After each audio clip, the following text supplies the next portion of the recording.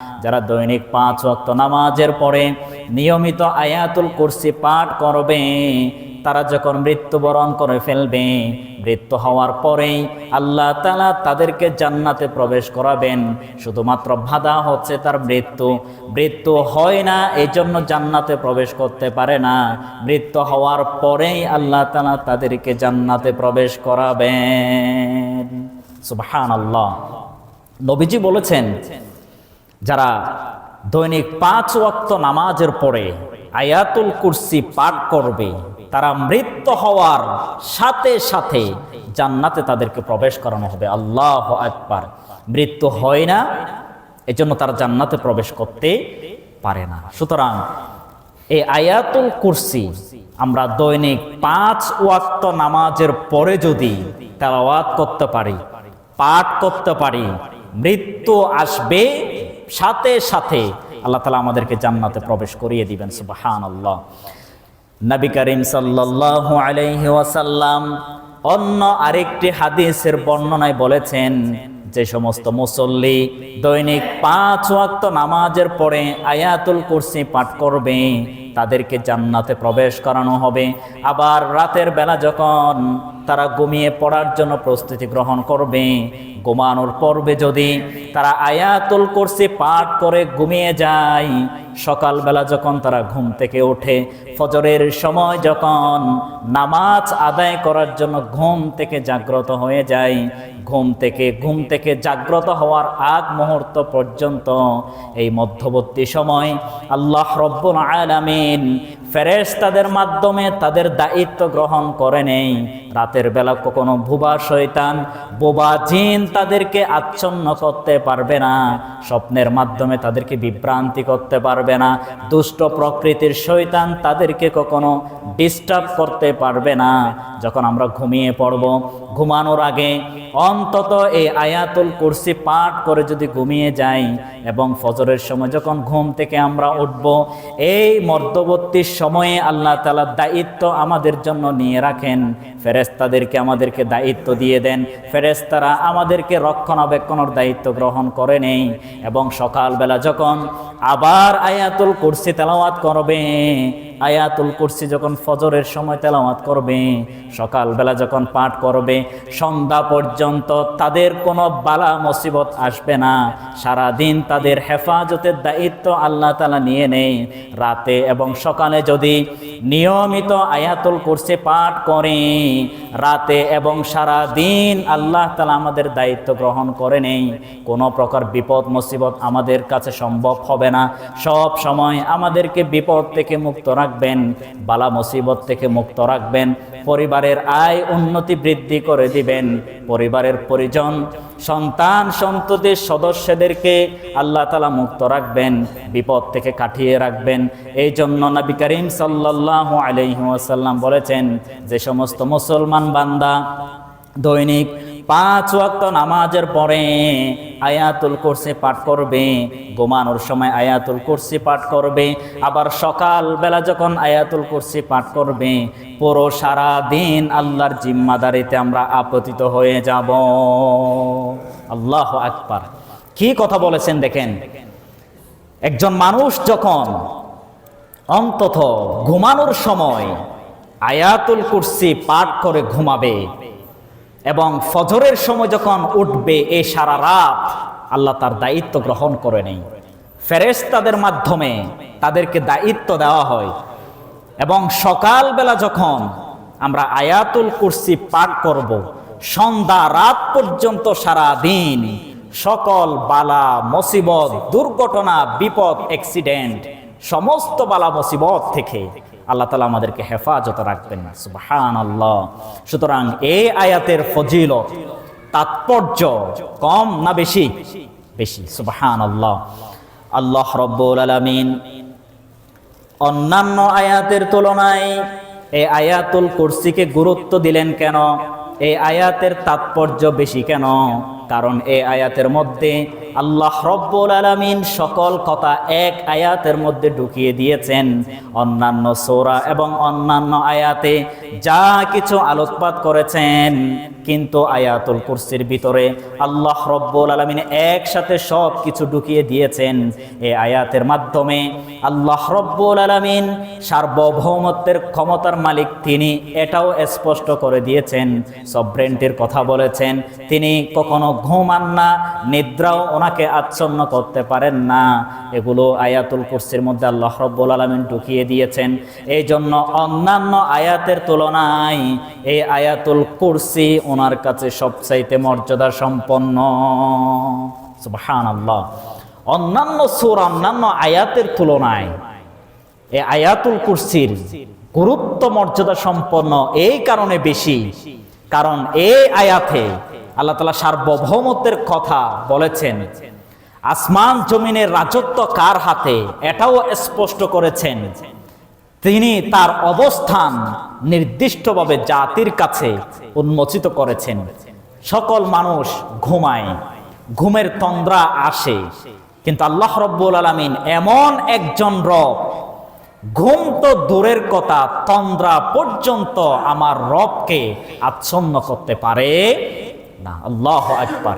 এই জন্য অন্যান্য আয়াতের তুলনায় এই আয়াতুল কুরসির গুরুত্ব আল্লাহর কাছে বেশি। এবার আসেন, এই আয়াতুল কুরসির ভিতরে আল্লাহ রব্বুল আলামিন কি কি আলোকপাত করেছেন। আল্লাহ রব্বুল আলামিন আয়াতুল কুরসির মধ্যে সর্বপ্রথম উল্লেখ করেছেন আল্লাহু লা ইলাহা ইল্লা হুয়াল হাইয়ুল কাইয়্যুম। আল্লাহ রব্বুল আলামিন আল্লাহু লা ইলাহা, তিনি ছাড়া কোনো উপাস্য গ্রহণ করা যাবে না। আসমান জমিনের মধ্যে আল্লাহ রব্বুল আলামিন ব্যতীত কোনো রব এখনো প্রকাশিত হয় নাই, সামনেও হবে না, আগেও ছিল না। এই জন্য নির্দিষ্ট একজন অদ্বিতীয় রব আমাদেরকে প্রকাশ করেছেন, আল্লাহু লা ইলাহা, তিনি ছাড়া কোনো প্রকার উপাস্য গ্রহণ করা যাবে না। এই জন্য আল্লাহ রব্বুল আলামিন বললেন আল্লাহু লা ইলাহা।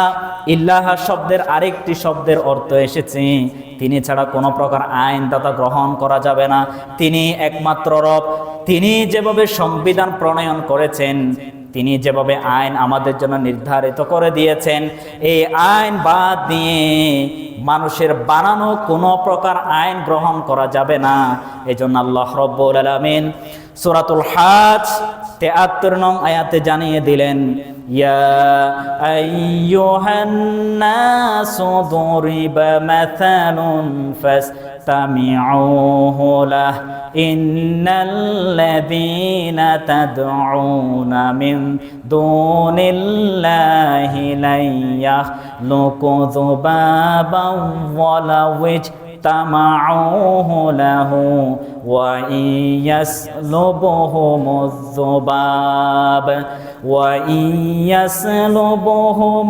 যুবাব শাইআন লা ইয়াস্তানকিযুহু মিন দাউফাত তালিব ওয়াল মাতলুব।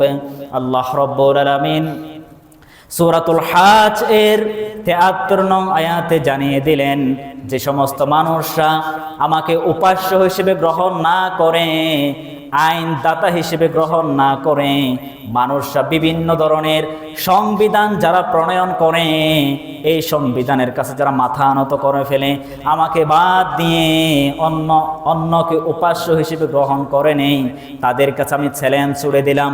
আমি আল্লাহ রব্বুল আলামিনকে বাদ দিয়ে যারা বিভিন্ন গ্রহ উপগ্রহের পূজারী হয়ে যায়, বিভিন্ন ধরনের উপাস্য গ্রহণ করে নেই, তারা কখনো এক বিন্দু পরিমাণ একটা মাছি পর্যন্ত আবিষ্কার করতে পারবে না, একটা মাছি তারা সৃষ্টি করতে পারবে না। শুধু তাই নয়, এমনকি তাদের কাছ থেকে একটা মাছি এসে যদি খাবার নিয়ে যায়, ওই খাবার ওই মাছি থেকে গ্রহণ করা এটাও তাদের পক্ষে কখনো সম্ভব হবে না।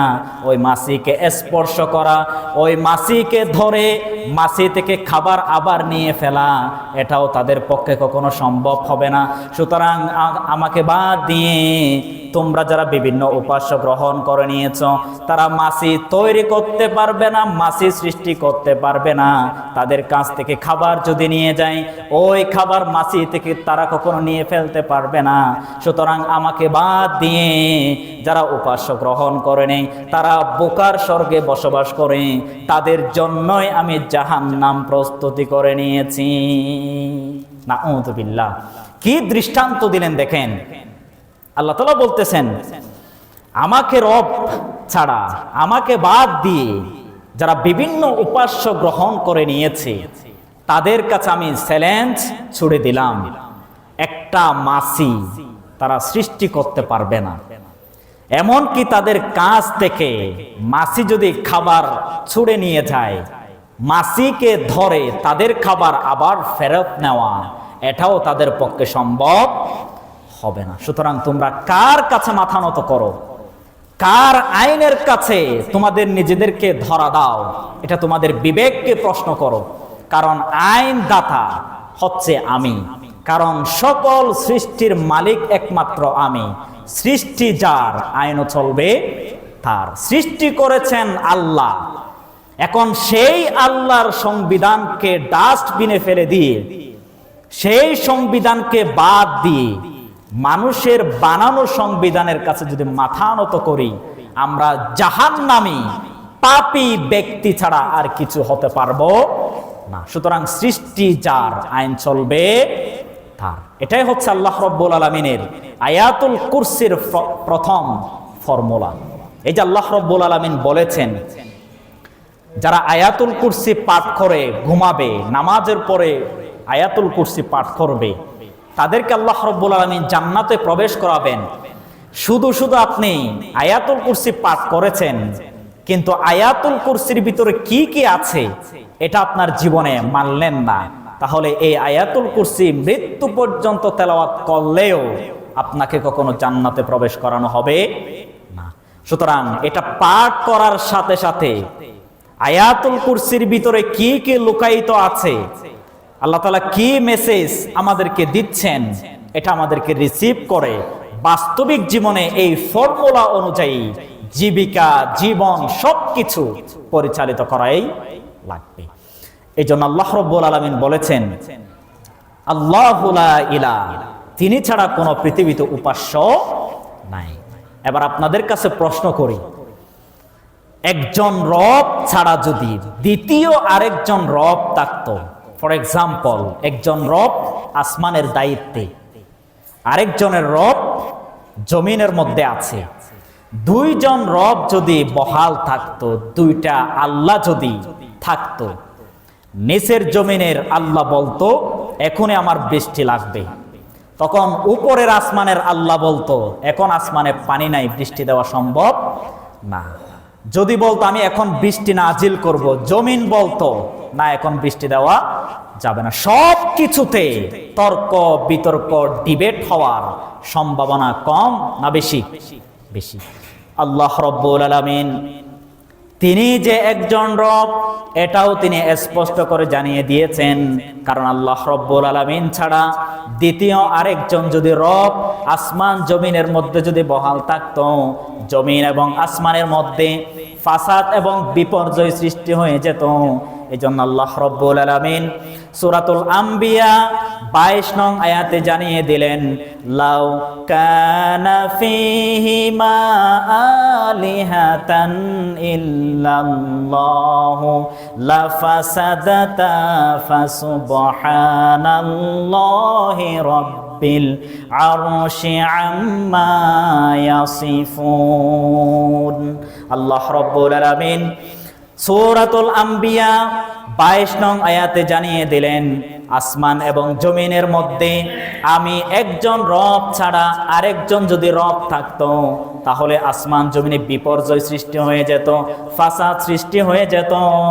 এই জন্য গোটা পৃথিবীতে, গোটা মহাবিশ্বে, আসমান এবং জমিনে আমি ছাড়া দ্বিতীয় কোনো রব আমি আবিষ্কার করি নাই, এবং আমি একজন রব ছাড়া দ্বিতীয় কোনো প্রকার আল্লাহ এবং রব তিনি স্পষ্ট করেন নাই। সুতরাং আসমান জমিনের মালিক একমাত্র আমার কাছে, গোটা বিশ্বের রাজত্ব শুধুমাত্র আমার কাছে। আল্লাহু আকবার। আল্লাহ তাআলা বলতেছেন লাফাসাদাতা, যদি আমি ভাব দিই আরেকজন যদি রব থাকতো তাহলে আসমান জমিনে ফাসাদ সৃষ্টি হয়ে যেত, বিপর্যয় সৃষ্টি হয়ে যেত। এজন্য আমি একজন রব ব্যতীত দ্বিতীয় কোনো উপাস্য, দ্বিতীয় কোনো রব আসমান জমিনে স্পষ্ট বহাল থাকতে পারে না। এজন্য দেখেন আল্লাহু লা ইলাহা, এই আয়াতুল কুরসির প্রথমেই যেটা বললেন, আমি ছাড়া দ্বিতীয় কোনো উপাস্য গ্রহণ করা যাবে না, দ্বিতীয় কোনো আইনদাতা গ্রহণ করা যাবে না। আপনাদের কাছে বলি, এই যে বাংলাদেশ এবং গোটা পৃথিবীতে যত রাষ্ট্র আছে, সকল রাষ্ট্রে কিন্তু এই যে সংবিধান প্রণয়ন, সংযোজন এবং বিয়োজন হয়, একজন ক্ষমতা ছেড়ে চলে গিয়েছে, আরেকজন ক্ষমতায় এসেছে, আগের সংবিধান বাদ দিয়ে নতুন যারা ক্ষমতায় এসেছে তারা নতুন করে সংবিধান প্রণয়ন করে, সংযোজন করে, বিয়োজন করে। এরকম দেখা যায় নাকি যায় না? কিন্তু আল্লাহ রাব্বুল আলামিন ১৫০০ বছর আগে যে কোরআন আইনদাতা হিসেবে, সংবিধান হিসেবে যে কোরআন পাণ্ডুলিপি পৃথিবীর মানব জাতির হিদায়াতের জন্য, মানব জাতির সকল সমস্যার সমাধানের জন্য যে গ্রন্থ পাঠিয়েছেন, এটা কি কোনো প্রকার কারেকশন, সংশোধন, বিয়োজন এগুলো করার প্রয়োজন পড়েছে? কথা বলেন, পড়েছে? পড়ে নাই। এর কারণ কি? কারণ যেই রব মানুষদেরকে সৃষ্টি করেছেন তাদের কি কি ব্যাঘাত ঘটবে, কিসের জন্য কোন আইন প্রণয়ন করা প্রয়োজন, কোনটার জন্য কোনটা শরঈ বিধান প্রয়োজন, এটা আমার আল্লাহ জানেন নাকি জানেন না?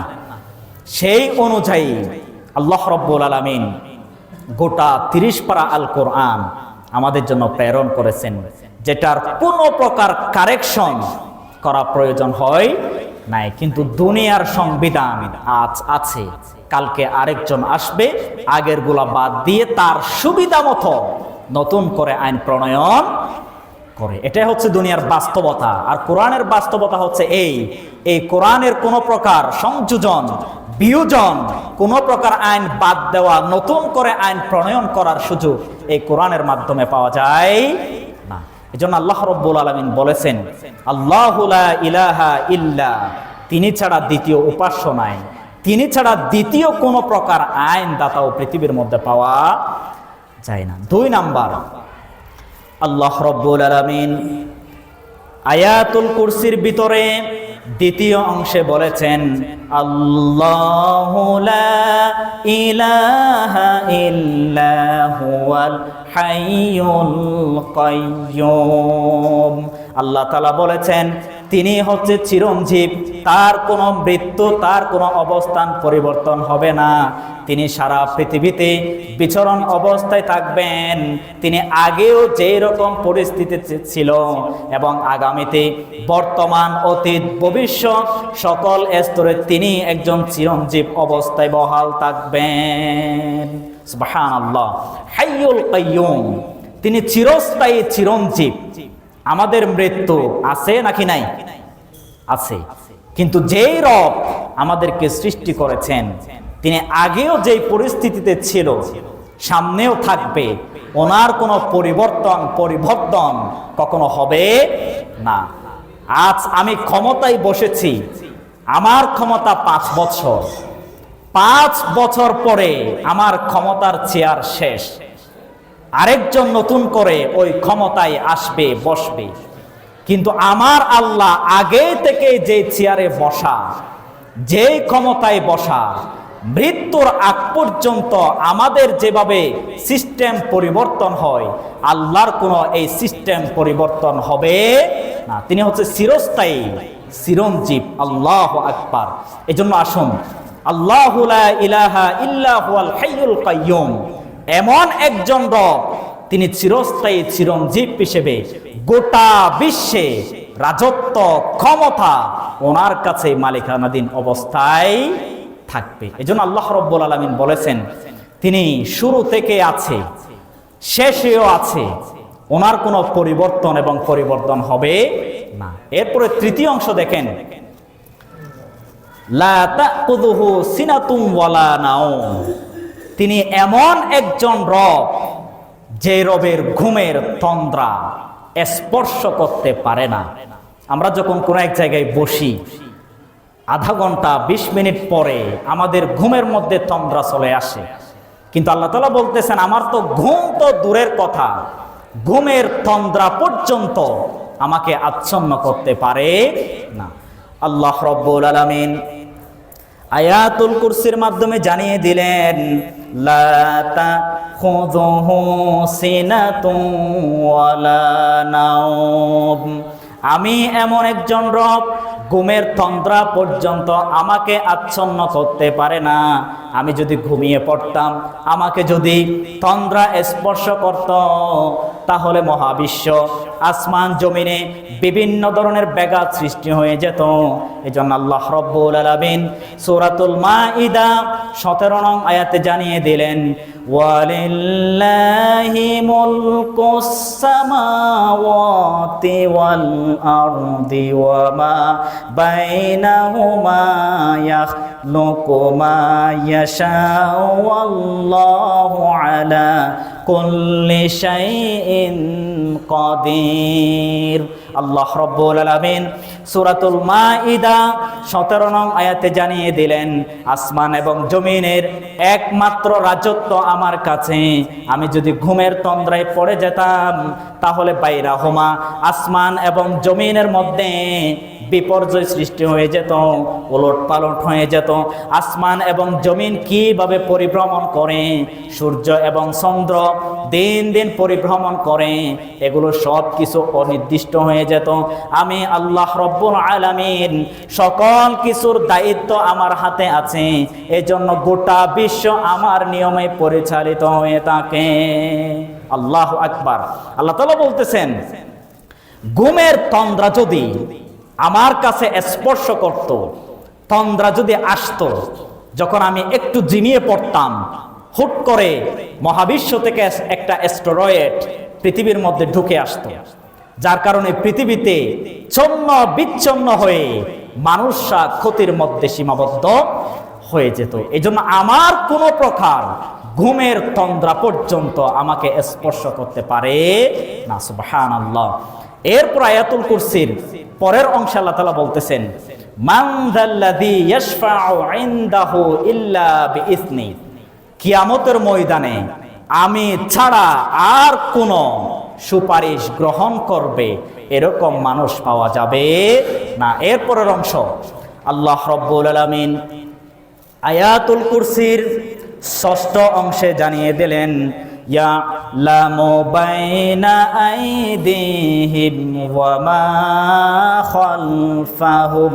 আল্লাহ রাব্বুল আলামিন আয়াতুল কুরসির মাধ্যমে জানিয়ে দিলেন, তোমাদের আগে এবং পিছনে কি কি লুকায়িত আছে, কি কি তোমাদের তকদিরের মধ্যে লুকায়িত আছে, আগে এবং পিছে সব কিছু আমি সম্যক জ্ঞাত, সব কিছু আমার নলেজের মধ্যে রয়েছে।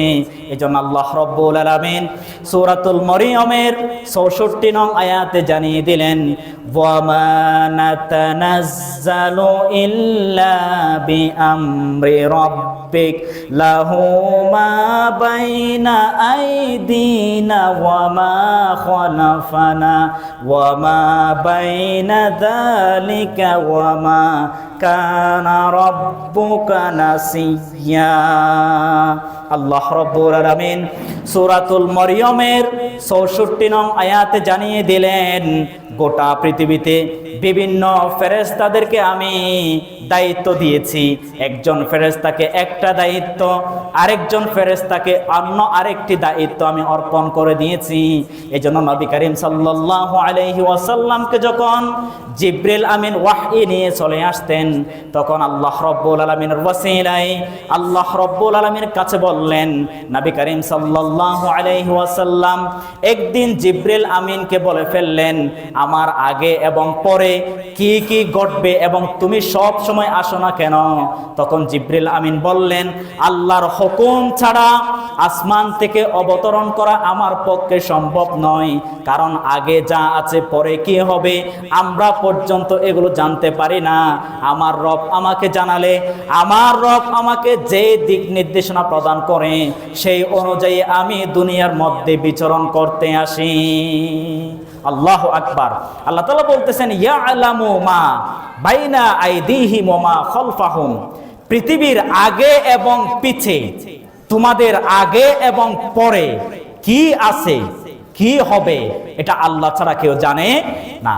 একদিন মুহাম্মদ সাল্লাল্লাহু আলাইহি ওয়াসাল্লাম জিবরিল আমিনকে বললেন, ওগো জিবরিল, আমাকে বলো তুমি যে সব সময় আমার কাছে ওয়াহী নিয়ে আসো না, এর কারণ কি? তখন জিবরিল আমিন জবাব দিল, ইয়া মুহাম্মদ, আপনি শুনে রাখুন, আমি যদি প্রত্যেক দিন ওয়াহী নিয়ে আসতাম তাহলে আমি তো আসলে কিছুই জানি না। আল্লাহ যদি আমাকে ওয়াহী না দেয়, আল্লাহ যদি আমাকে সংবাদ না দেয়, সংবাদ না পাওয়ার মুহূর্তে আমি এই বিষয়ে কিছু জানতে পারি না। সুতরাং যেই বিষয়ে আল্লাহ আমাকে জানান নাই, আমি না জেনে আসমান থেকে আপনার কাছে এসে আমি ওয়াহী যে আপনাকে বলবো, এটা আমার পক্ষে সম্ভব না। আল্লাহ যদি বলে আপনি এই সময় পৃথিবীর মধ্যে চলে যান, অমুক আয়াত মুহাম্মদের কাছে নিয়ে যান, এই বার্তা মুহাম্মদের কাছে দিয়ে আসেন, তখনই সেই বিষয়ে আমি জ্ঞানে আদিষ্ঠিত হই, তখনই আমি এই বিষয়ে জানতে পারি, তারপরে আপনার কাছে আমি ওহী নিয়ে আসি। এজন্য অনেক মানুষ এটা বিভ্রান্তিতে আছে, তারা মনে করে আল্লাহ একজন মালিক, এটা আছেন, কিন্তু ফেরেশতারা সকল বিষয়ে জানে, এরকম আমাদের একটা টেন্ডেন্সি, আকীদা লালন আছে নাকি নাই? আছে। অনেক মানুষরা কিন্তু বলে যে সকল ফেরেশতা সবকিছু জানে, কিন্তু আল্লাহ তাআলা বলতেছেন, আমি ছাড়া একজন মানুষও, একজন ফেরেশতাও আমি খবর দেওয়া ছাড়া কোন বিষয়ে তারা পারদর্শী অর্জন করতে পারে না। সুতরাং